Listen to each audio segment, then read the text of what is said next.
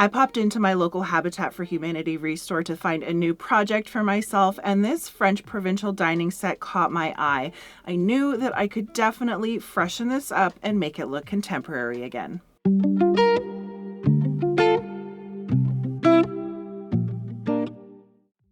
Hello, Katie here from Salvaged by K. Scott. Welcome back to the channel.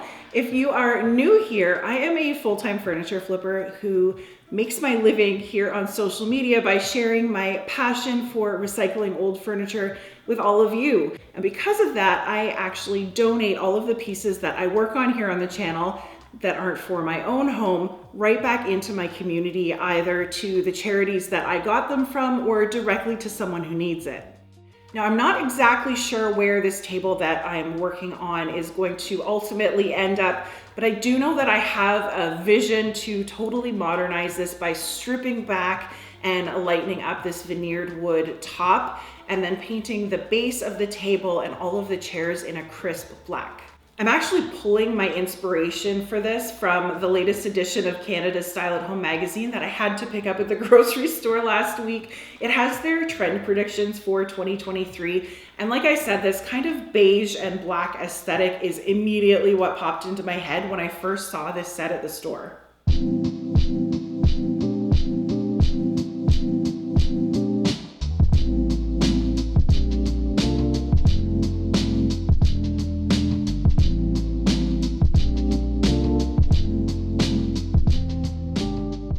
At first, I thought this tabletop was solid wood, but now that I have it home and I see this little piece of damage on the side, it looks like the routered edge here is an MDF material, and just the very top layer of the table is a wood veneer.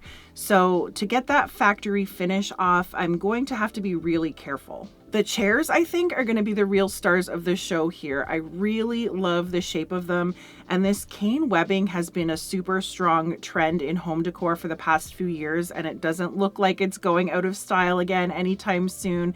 So with a fresh coat of black, I'm going to find some new fabric for the seats. These are going to be amazing. I'm going to start by unscrewing these seats and taking a closer look at the chairs.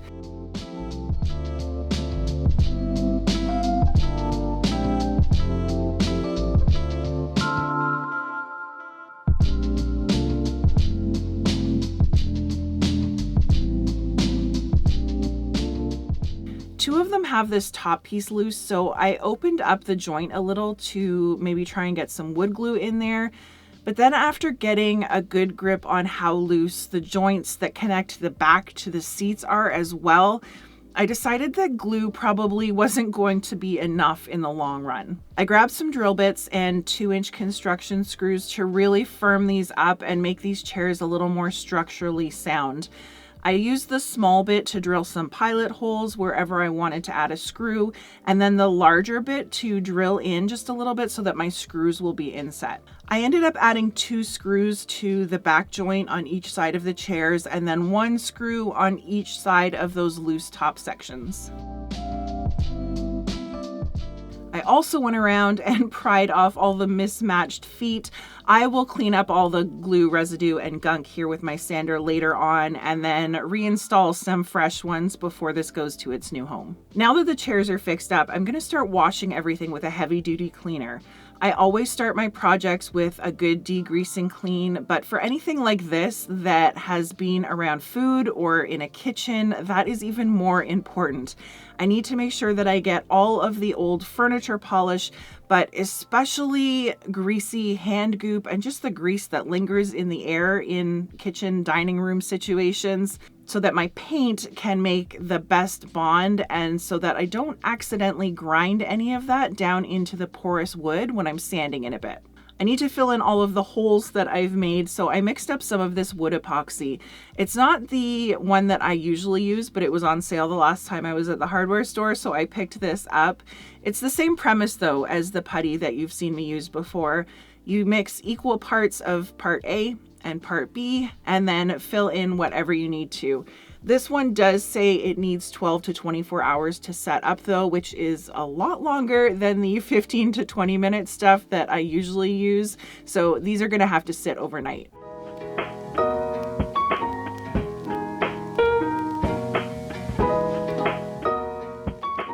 Next, I decided to start tackling the tabletop with my carbide scraper. I need to get the finish that's on here off, but since this is a thin veneer, I need to be really careful not to be removing too much of the material that's underneath the finish. Sanding with a mechanical sander will get it done, but it does make it really easy to do too much too fast. The scraper will just let me remove it in a much more controlled way.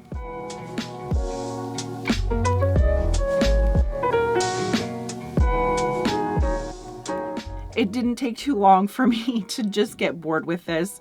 And I remembered that I bought some of this QCS eco-friendly stripper that I've been wanting to try out. So I put my scraper down and read through the instructions for this stuff. It says to spray a light coat over the surface, let that sit for 15 minutes, and then come back and spray on another thicker coat over top and wait an additional 30 minutes. When the stripper was supposed to be ready to go, I grabbed a metal putty knife and started trying to get the finish up.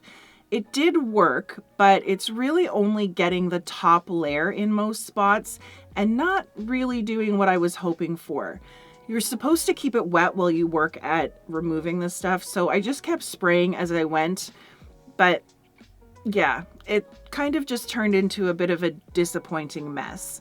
I ended up just washing the rest of the QCS away. It's going to be a no for me on this project anyways. And I'll just leave this to dry out again overnight and then go right back to the carbide scraper. Now that the top is nice and dry again, I can go back to scraping. I should have just stuck with this yesterday. Lesson learned, but this really doesn't take too long. It definitely takes less time than messing with a chemical stripper and waiting for everything to dry out again. Once I had this looking sort of decent, I grabbed my sander to start smoothing it out and hopefully just get it all looking consistent again. This is a really thin layer of wood, like I said, so I'm not going to use too coarse of a grit. I'm using a 120 here, and I'm going really slowly, letting the machine do all the work so I don't end up accidentally sanding right through this by mistake.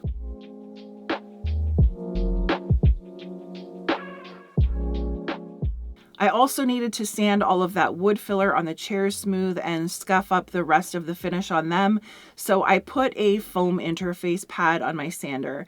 This will let the sandpaper conform around all of the curvy bits without accidentally grinding anything flat. You definitely do not need a professional sander like this. I'd say a little triangle mouse sander would do this job quite well, and Surf Prep does also make foam interface pads that work on those sanders too.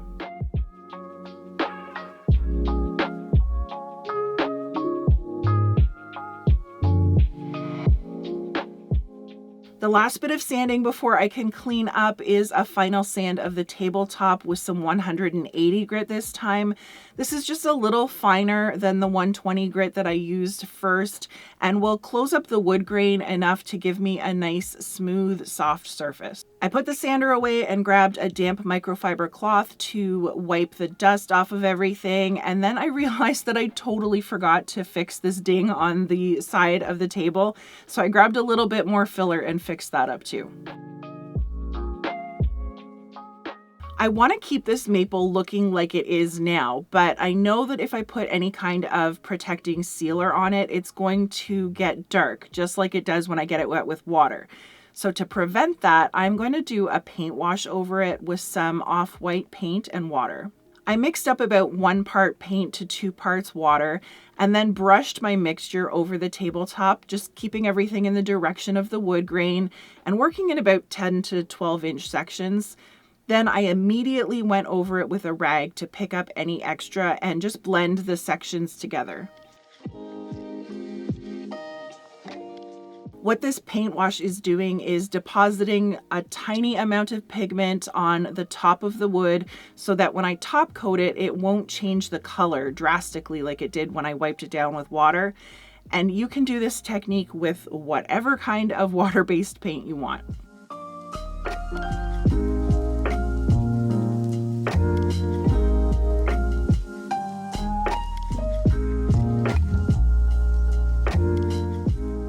After the wash had dried for a few hours, I was ready to seal up this tabletop. I'm using a water-based polyurethane. This one is by Beige, and I'm going to spray it on with my Wagner Flexio 3000 electric sprayer to make it fast and easy.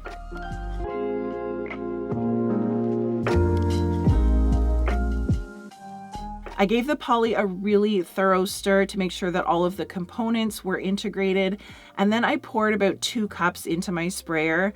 I popped on my respirator, adjusted all of the settings on my gun down so that it's not spraying too much of this really thin product, and then I applied my first coat.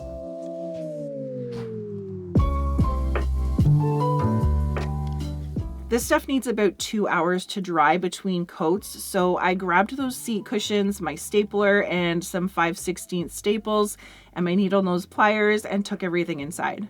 At my local fabric store, I picked up some new batting and this really pretty beige boucle fabric, and I'm just going to cut these out about 2 inches bigger than the seat cushions and then staple the new fabric right on there.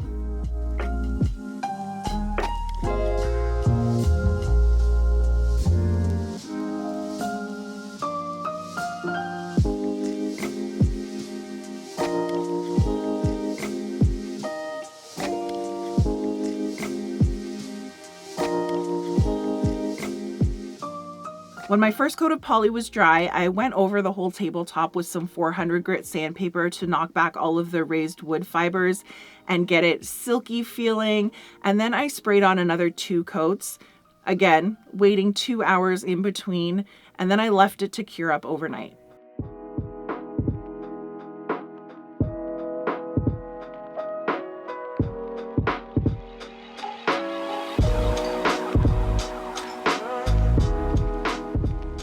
On day 3, I popped out to Home Depot and grabbed a can of this Alkyd enamel and had them mix it in the color black. I know, it's a really original color name, right? I masked off the tabletop with some delicate tack painter's tape and paper to keep it clean from the paint, and then got myself set up to spray the rest of this set.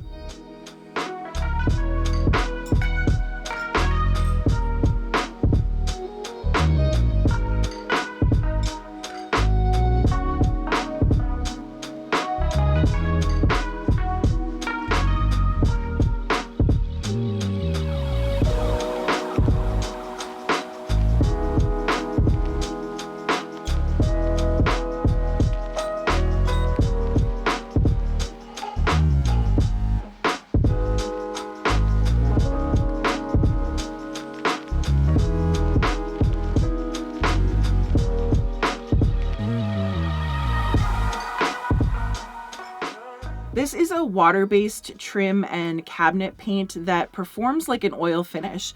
It's comparable to Benjamin Moore's Advanced line, if you're familiar with that. It cures to a super hard, durable, scrubbable enamel finish with no additional top coating required, so it's going to work really well for furniture. This paint can be brushed, rolled, or sprayed and levels better than any other paint I've ever worked with, but it's really thick stuff and they don't recommend thinning it out at all. So I needed to put this sprayer to all of its maximum settings in order to get a decent flow of paint out of the gun. And I just slowly worked my way around the bottom sides of the chairs and the tabletop. Beige does recommend using a primer with this paint if you're using it on a slick surface like laminate, or if you're using a lighter color over a wood that might have bleeding wood tannins. But my gut is telling me that since I've sanded things so thoroughly and I'm using the darkest color I can, I'm safe to skip primer on this one.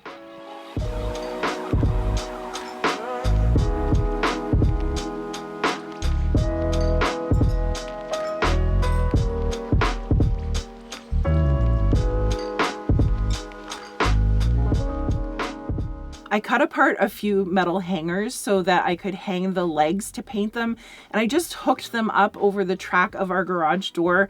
This stuff has a recoat time of 4 to 8 hours. The darker colors do tend to take a little bit longer to dry, but since I was spraying such a thin coat, I was able to move on to my second coat at the 4-hour mark.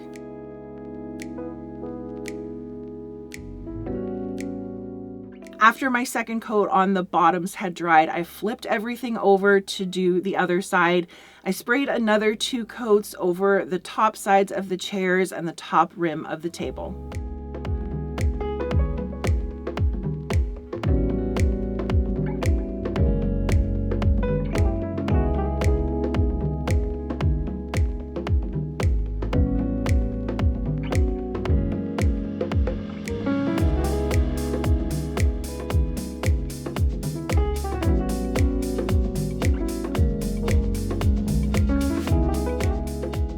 Day 4 now, my paint is all dry, although it needs a few weeks to fully cure, but it's good enough to reassemble things. So let's talk numbers while I put this set back together. I paid $94 for the table and chairs from the Restore, then spent $35 on fabric, $30 on paint, about $15 worth of poly on the top, and then maybe another $15 worth of the white paint, screws, wood fillers, staples, sandpaper. That puts me around $190 for materials. It did take me 4 days to finish, but a lot of that was dry time where I wasn't actually laboring on it. DIY wise, I think that is a steal of a deal for a brand new dining set. And business wise, if I were to pay myself $30 an hour for labor, about 20 hours of work, that is $600 for labor plus $190 for materials, which gives me a selling price of at least $790. I think a new set like this could retail for well over $1,000, so I'm going to call this a very profitable flip for someone who flips for a profit. I think I'm going to try and find a family in my community who can put this set to good use. Make sure that you are subscribed for tons more furniture makeovers. Leave me a comment and let me know your thoughts on this one. I'll leave a few more table makeovers here for you to watch next, and I will catch you all next time.